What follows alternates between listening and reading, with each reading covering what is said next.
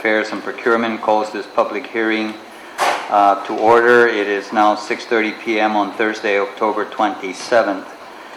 This public hearing is going to be the last of the last six public hearings that we've had, and then that would complete the series of public hearings on bills 366 and 365.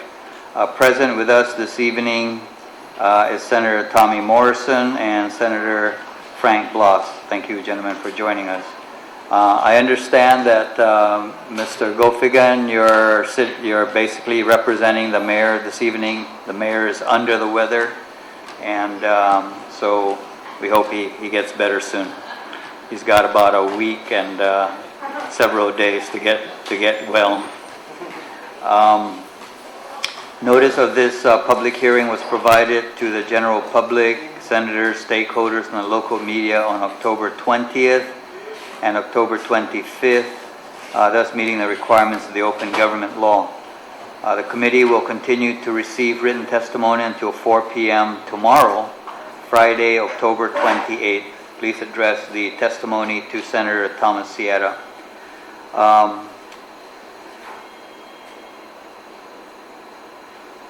So prior to this public hearing tonight, we did hold a public hearing in Agate on behalf of the Santa Rita and the Agate residents. One in Morrison, Inarahan, Talapofo, Jotnya, the legislature's public hearing room, and now here tonight in Umatac. The purpose of this public hearing is to receive testimony of support or non-support on Bill 366, which was introduced by myself and Senator Tommy Morrison, relative to declaring a moratorium on development in the southern Guam for a period of up to 2 years until the southern Guam development master plan is completed, whichever comes first. The moratorium will apply to all development activities with the exception of construction of residential structures. This moratorium proposed moratorium is complementary to Public Law 33-145, which mandates the development of a master plan for Southern Guam, and Public Law 33-145 was authored by Senator Tommy Morrison. We are also hearing Bill number 365-33 was also introduced by myself and Senator Morrison, relative to requiring that the findings of the Applications Review Committee at the Department of Land Management, that their findings be completed and provided to the Municipal Planning Council prior to the conduct of a village hearing on projects which require approval by the Guam Land Use Commission.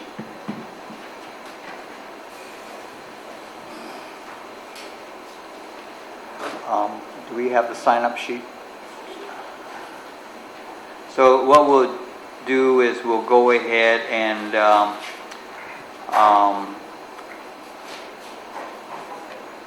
we'll first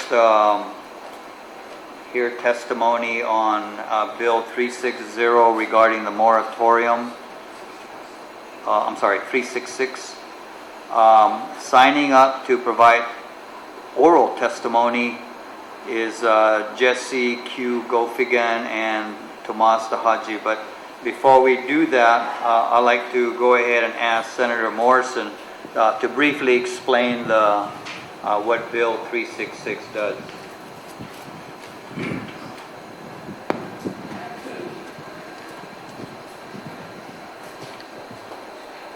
Thank you, Mr. Chairman, and thank you all for attending tonight's public hearing.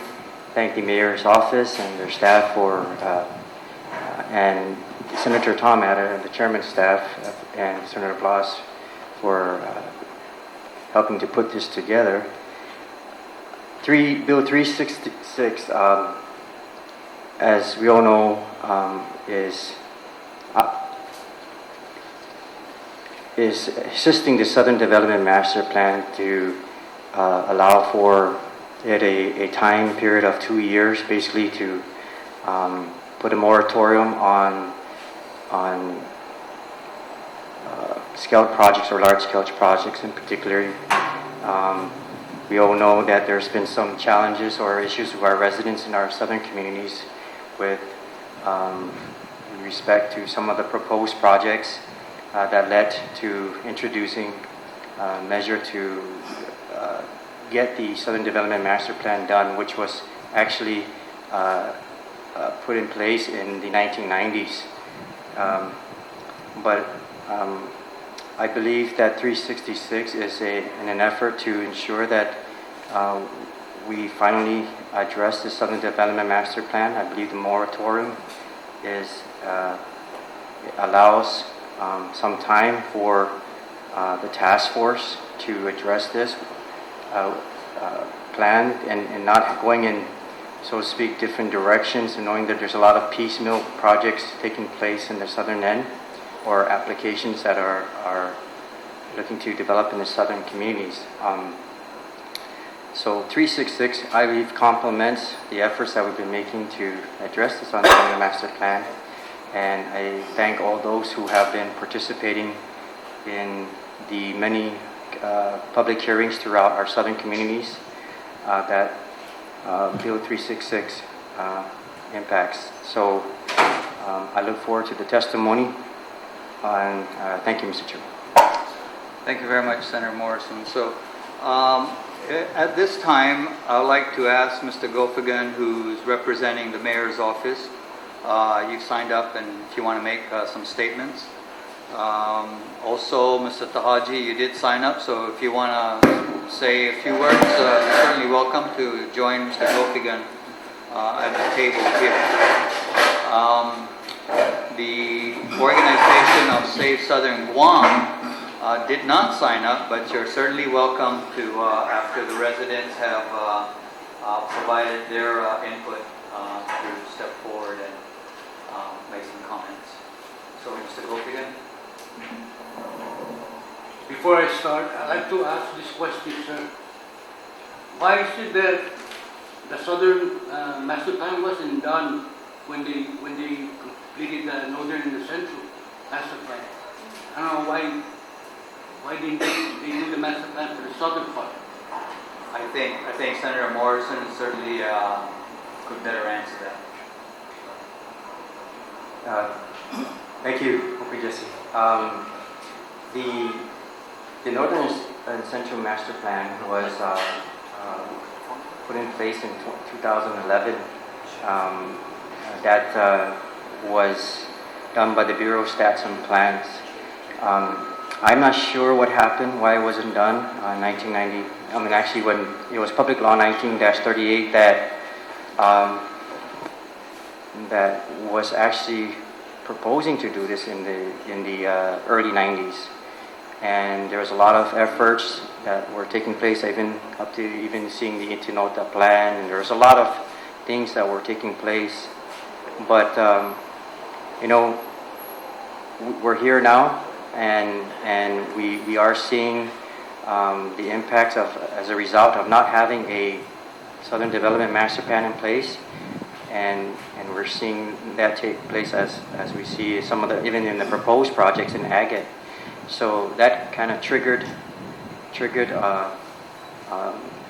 myself and some of my colleagues to look at what's out there, or, you know, before we even introduced any type of measure, we looked what was in the books or in statute that already was looking to address it. So we found Public Law 19-38, and what I'm attempting to do is, working with my colleagues and the chairman, is to revive that effort, knowing that there's opportunities to grow the South, but at the same time, we want to do it in a responsible manner.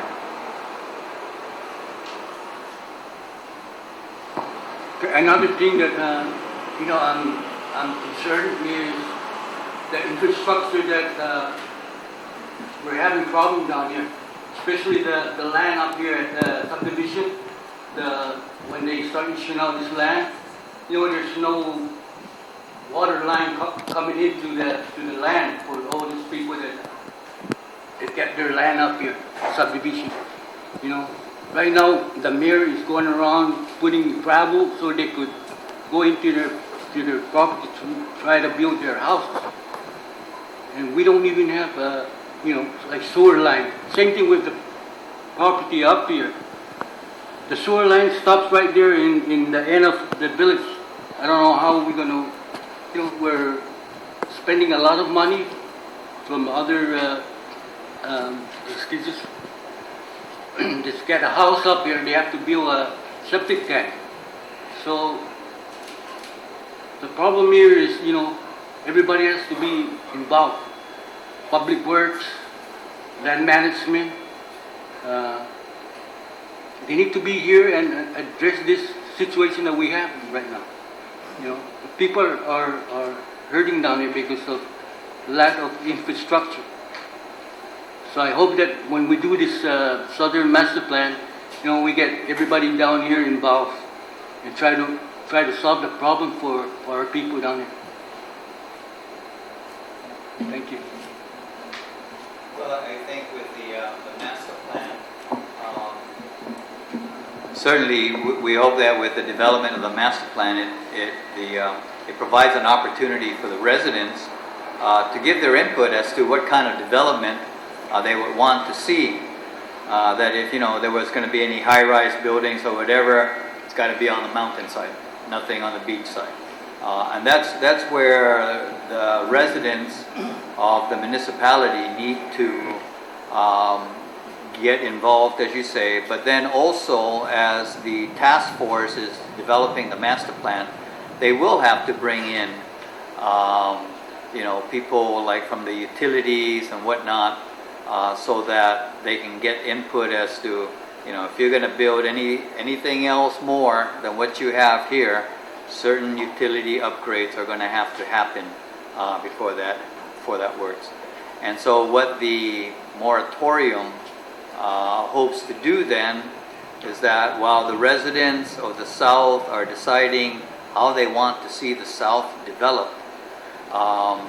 then everything kind of stays status quo, so that we don't have development, all those investors coming in, developing and going off in this direction, whereas with the master plan it may be that people, the residents of the South, want to go in a different direction. So that's the purpose that a moratorium will provide. I'll just let you know that most of the residents in the villages that we have had this public hearing were supportive of the bill. But then there are also those, in particular in the real estate business, who have expressed their concern that if a moratorium was implemented, they're concerned about its impact on the value of property, that holding back for 2 years may have significant impact. So those are the kind of concerns that they are raising. So there's input, there's non-support that's being expressed, and as well as support. Okay. Just chime in anytime you. Thank you, Mr. Chairman. I want to note that Bill 366 is definitely an effort to allow some time to get this plan done, because there's a lot of folks that I know of that are looking at their properties and working with investors, developers, either residential developments or housing or large-scale developments. There's a lot of folks, but certainly we have to find this way to balance this process. And in the Southern Development Master Plan or law, it really spells out what you were talking about earlier. And this 2 years, again, to bring a lot of the experts to the table, the regulatory agencies, the mayors, all the mayors of the southern communities, because they're heading the task force, to really address all the concerns you raised. I know that there's plans for the upgrades of Topa, the sewer treatment plant there. Waterworks has made that clear to build capacity there to address the concerns of violations of EPA, my understanding. But those are things too as we go. Even though those plans are on the way with the utility agencies, the Southern Development Master Plan will make it clear of how what type of capacities are that we have and how. Because I know there's been talk about affordable homes in our southern end, but can't get to that unless we really know how what our infrastructure looks like. Mr. Tahaji?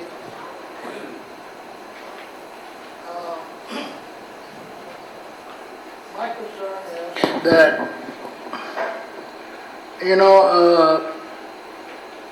really I'm 62 years old, and master plan has come and gone, and probably 2011 was the last master plan that was initiated. Well, guys, like I say, I'm 62. I don't have that much time here in our village. Never know when the Lord is going to just up and go and say, let's go. Ready. I'm speaking on behalf of the children that are growing up.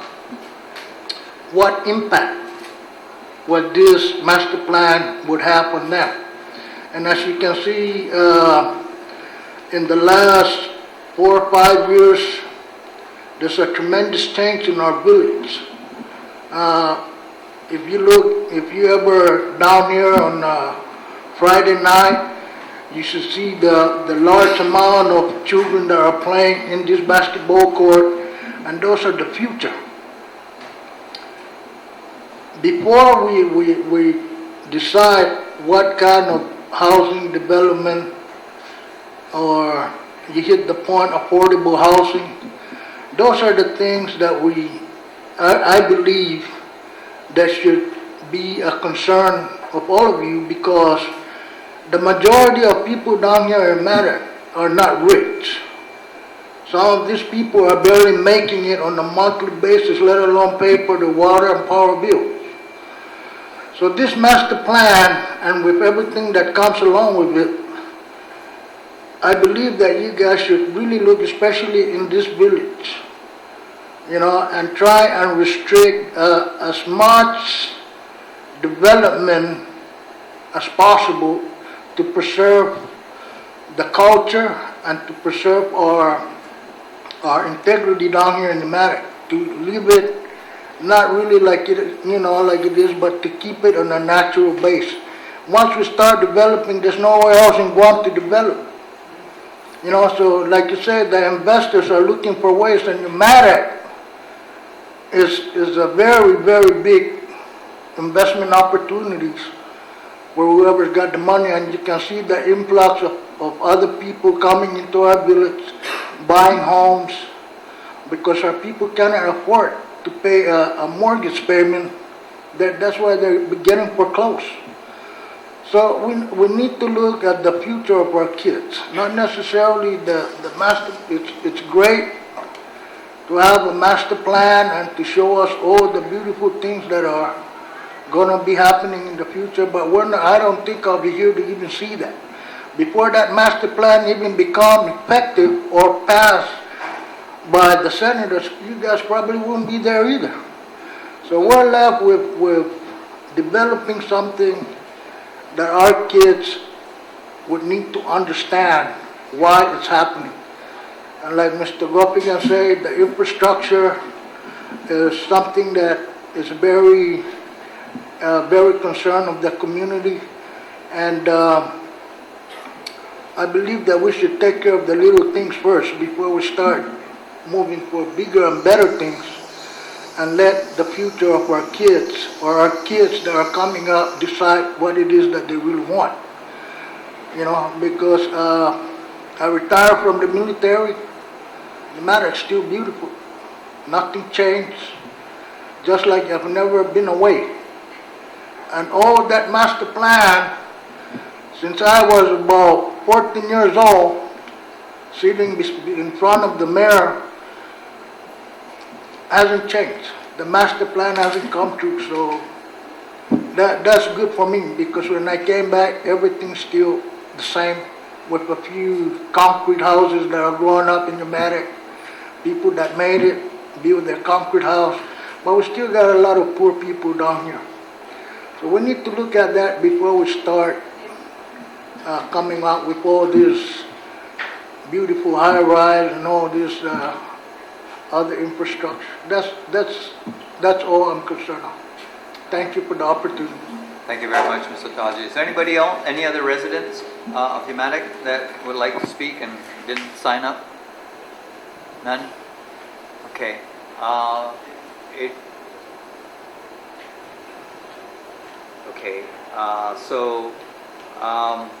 We have representatives here from an organization called Save Southern Guam. Diane Strong, Sandy Yee, and Adrian Gogui. So would a representative of Southern Guam want to provide some input? Yes. Okay. This organization, Save Southern Guam, has actually been attending every meeting. That we've held in each of the southern villages, and so I think that they provide a good perspective also. So please.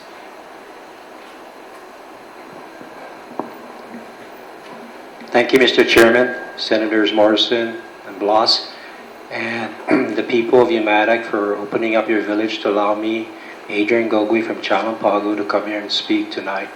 I am a member of Save Southern Guam, and Save Southern Guam is a grassroots organization that advocates responsible development.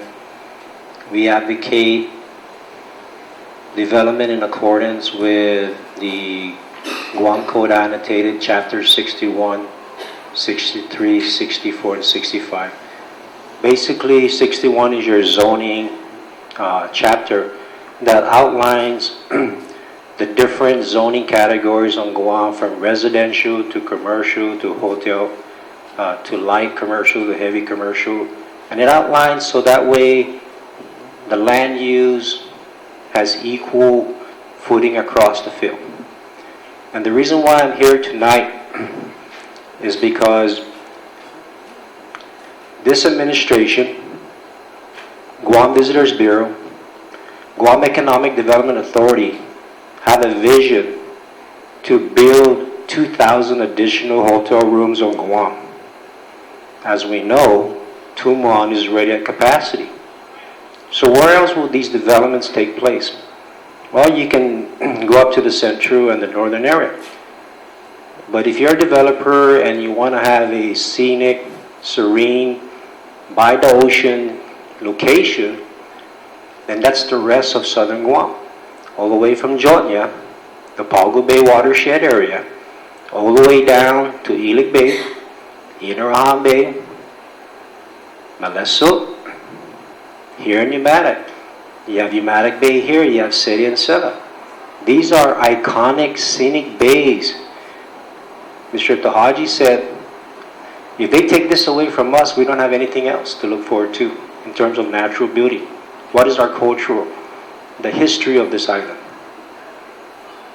If we don't pass these two bills, 365, to be able to have the technical folks come together and provide an assessment to the Municipal Planning Council before a public hearing is done, then they're really developing in the dark. They're developing blindly, because there's no way a community such as Umatac can understand the impacts of what a development will bring, especially if it's an adverse impact, without a proper assessment by the professionals. In this case, the Application Review Committee, those Government of Guam agencies.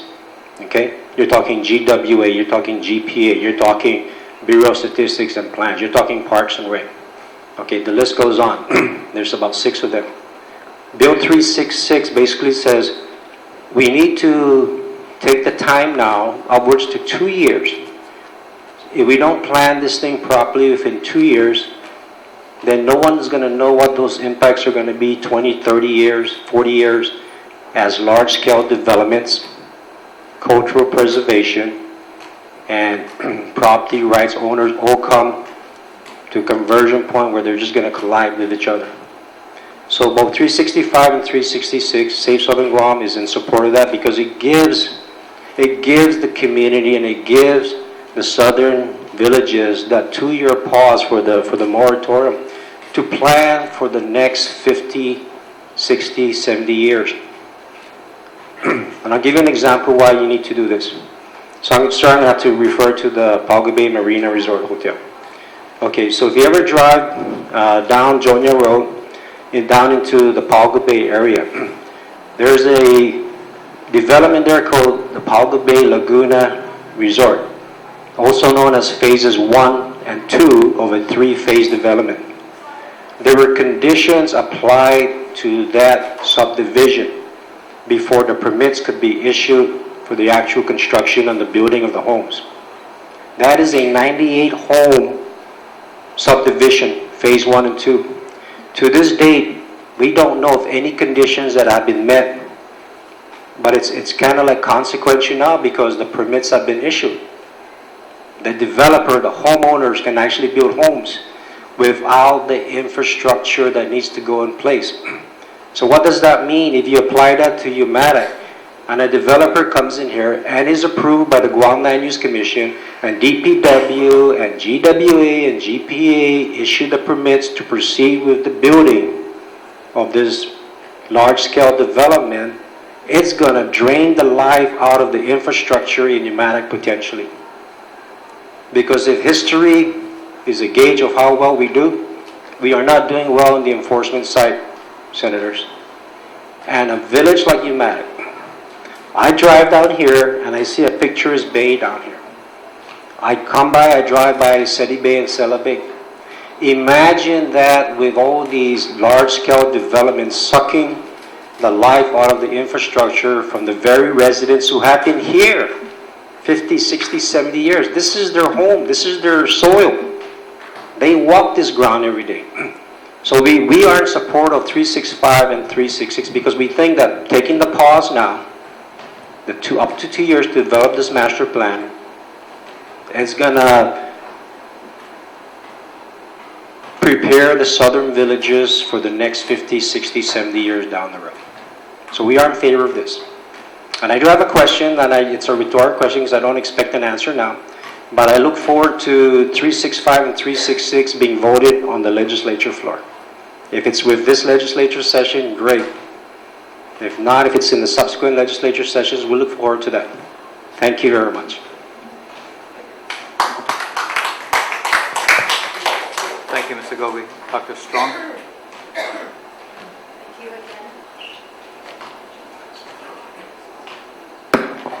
Thank you again for the final in the grassroots village southern public hearings, Senators. My name is Diane Strong. I'm a resident of Jonia. I'm a member of Save Southern Guam. At the first public hearing, which was in Agate, and there were at least 8, maybe 10 senators that night, I gave a case study about how the Pago Bay Resort came to be in the process that where it is it's right now it's conditionally approved. 2 towers, okay? Here in the public tonight is an archaeologist. She knows about ancestral remains. She's been on several projects. The ancestral remains from Pago Bay project have not been repatriated as promised in the 2008 Phase 1 conditions. That's just first of many, including beach access. Conditions that have not been made, they have not been met, and now we have Phase 2. There was a drilling rig there, drilling for the boring holes to see how to build the foundation so we don't have a Royal Rubble hotel imploding, and you don't need a permit. You get a permit from EPA for that, but that's not part of construction. But that's very, very close to wetlands. And we're just here to let you know that because the election is coming up, our organization sent out request from all senators to answer 5 questions. Of course, regarding the moratorium, and even regarding spearfishing with scuba. And the results are very interesting. They are black and white for development, for people to get the best use of their property that they paid, they invested in that property. And nobody has a right to a view. That was brought up at a GLUC meeting about, that was architect Macchio talking about the Windward Hills Golf Course development.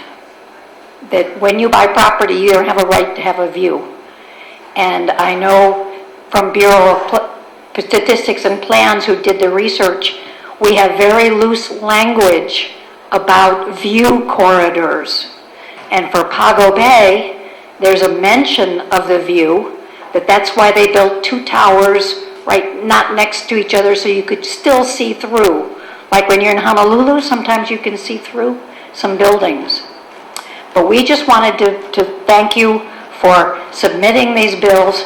We want to see them come out of committee onto the legislative floor. We'd like to see them voted on.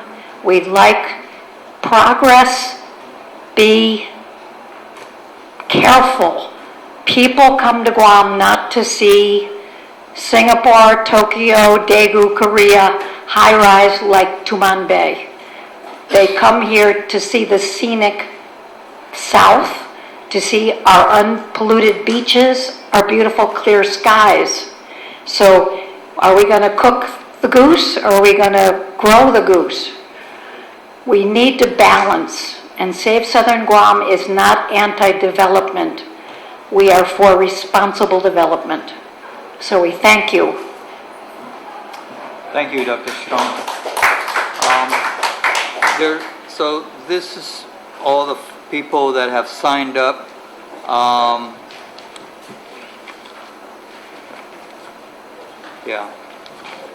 This is it. There's actually 2 bills. So the first bill that we've been discussing primarily is the one that will impose a 2-year moratorium. The other bill, Bill 365, actually is more of a procedures bill. So what happens normally is when a developer wants to undertake a certain development project, they have to submit a land use development application to the Department of Land Management. Land Management will send a copy of that packet to a committee called the Applications Review Committee.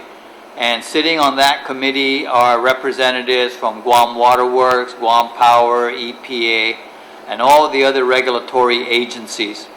And they take a look at this project and what are the potential impacts with respect to their areas of concern. At the same time, the law requires that the municipality conducts a public hearing so that the residents of that municipality will know what is being planned to happen in their municipality. But sometimes they go ahead and the Municipal Planning Council will conduct that village meeting, which is required by law, but without the benefit of the analysis and the findings from the Application Review Committee. So as Mr. Gogui had said, they're really kind of flying in the dark, other than maybe from the input of the developer, and of course he'll talk about all the great things that the project will do. But we don't know the other side of what is the impact. So the Bill 365, which was also co-sponsored by Senator Morrison, will also require that we don't do that Municipal Planning Council meeting until they have in their hands the findings of the analysis of the Application Review Committee. Some people have said, well, that's going to slow things down. Well, then what it basically means is we're going to move forward, but we're going to move forward carefully and with information. And then, based on the input from that council meeting, the council will then provide their input to the Guam Land Use Commission and say, based on the information that we have received, we do not support the project. We think it should be disapproved. The Applications Review Committee will submit their findings to the Guam Land Use Commission and say, here's our finding, the project can be approved provided certain things happen, provided that they upgrade the water lines into that area, provided that they build a turning lane or whatever. So based on that information, then the Guam Land Use Commission will decide whether the project will go through or not. So that is what the two bills will do. And Senators, if you have any final comments? Thank you, Mr. Chair. And I want to thank the individuals that provided the testimony. I want to especially thank, Mr. Gowi. I'm going to admit that when we first had the first public hearing in Agate, I came with some concerns with regards to whether or not the moratorium, it was too stringent or was asking for a little bit too much based on progress that could be made. The value and the great thing about having public input and public hearings such as this is there are times that a perspective is brought to the table, is brought into the conversation that we didn't consider, or at least I didn't consider, and I didn't think. Mr. Gogui, thank you very much, because now I'm a stronger proponent of both bills, and I see the value for both bills. I truly see it. Mr. Golfigan, and sir, thank you very much.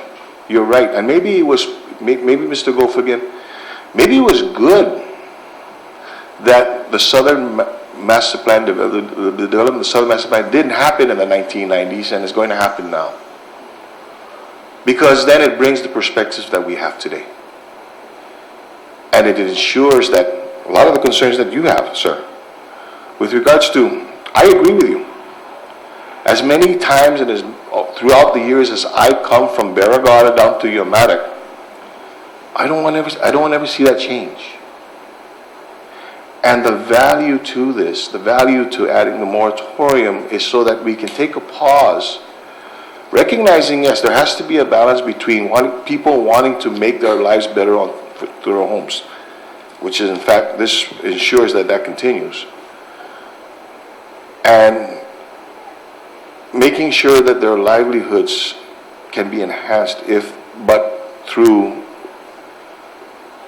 a plan that takes everything into consideration, right down to the intricacy of wanting to make sure that our views are not by corridors.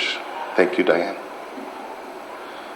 Because you see, there is a big difference between this conversation about a Southern Master Plan and the conversation that they are going to take about a Northern Master Plan.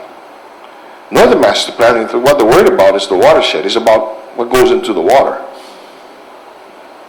There's nothing about view up there. And not like in the South, it's not about families who traditionally and have for many years, I venture to say hundreds of years, have a value more so than money to the property. So that conversation is two different things. And I'm glad that it didn't happen. Because now when we separate it, we can actually talk about the South. We can actually talk about Umatac. You know, before coming down here, I was struggling as to whether or not to come down. It's all good, right? Yung mahanik from yung Belgado, okay? I'm thankful, I'm blessed. Thank you very much. And although there wasn't as many people that came to testify, I think the people that did testify was very significant. Thank you. Thank you very much. These two bills now have my full support. Okay? So thank you very much.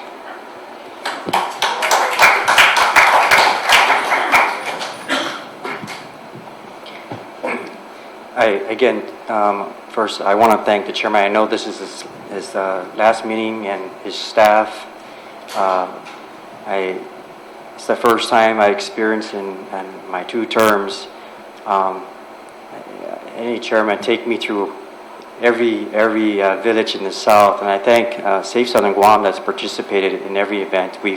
And all the folks in our family that is here to provide testimony or to participate and listen to see what's going on. So thank you, Mr. Chairman, for taking us through and in my hometown, the village.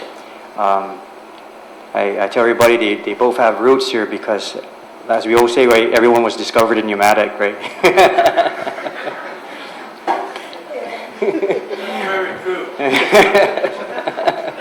But I know this is our last meeting here, but it's certainly not, it's certainly as far as Bill 366 and 365, but it's actually leading the way, or is a segue for the task force once it convenes to start routing right back through the southern communities with the Southern Development Master Plan. So I thank the chairman for his effort, because this is important to begin this process and actually unite the task force to get going. As you said, this in the 1990s, this is something well thought of by Governor Atta and the late Lieutenant Governor Frank Blas, a senior who really had a vision for the southern end, and I want to ensure that we live up to that vision and get it done.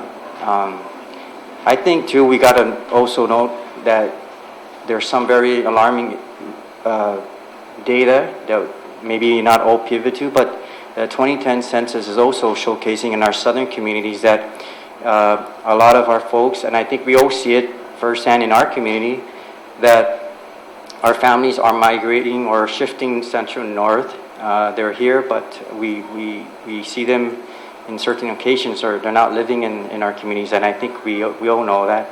And it's important that when we look at this Southern Development Master Plan, that we can look at how we can define development that can help sustain our community, provide economic opportunities, harness what is valued not only by us but also our visitors here, and define what we would like to see specifically in Umatac, how we want to grow and sustain some of the opportunities that could come by with what we value of our history, traditions, and cultures. That can be turned around and provide economic opportunities, because that's why our visitors come here too, and even our people like to visit the South. That can be harnessed and turned into economic opportunities. So development, not necessarily, when I look at it, at least in the southern community, doesn't necessarily have to be a hotel in anybody's backyard or large scale. I mean, development can be defined in what we see special and what is valued, and turn that into economic opportunities. So that's what I would